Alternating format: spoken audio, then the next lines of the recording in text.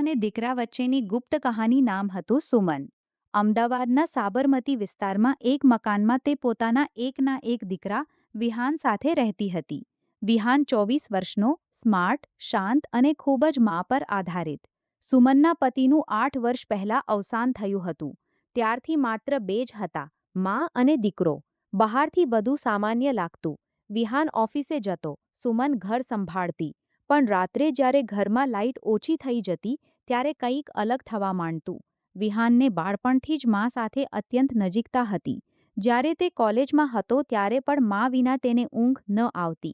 હવે જ્યારે તે મોટો થઈ ગયો ત્યારે પણ તે રાત્રે માના ખોળામાં માથું મૂકીને વાતો કરતો. સુમન પણ તેને દૂર કરી શકતી નહોતી. તેના સ્પર્શમાં એક અજીબ સુખ અને શાંતિ મળતી. એક રાતે વરસાદ ખૂબ પડી રહ્યો હતો. વીજળી પડવાનો અવાજ આવતો હતો. વિહાન માના રૂમમાં આવ્યો. માં, આજે ઊંઘ નથી આવતી. સુમન તેને પોતાની પાસે બોલાવીને સુવડાવ્યો.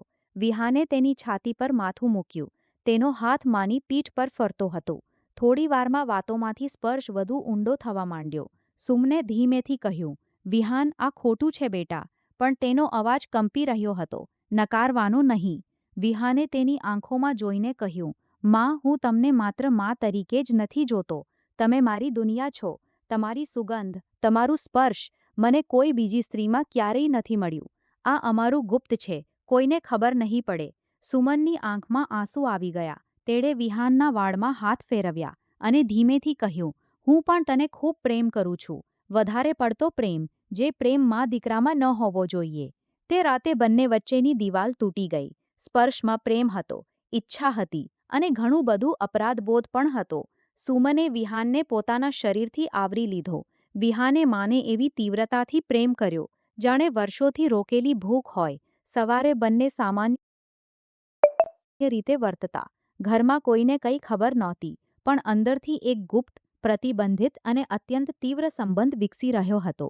ક્યારેક રાત્રે, ક્યારેક વરસાદમાં, ક્યારેક ઘર ખાલી હોય ત્યારે તેઓ એકબીજાના બની જતા. સુમને એકવાર કહ્યું હતું, આ પાપ છે વિહાન.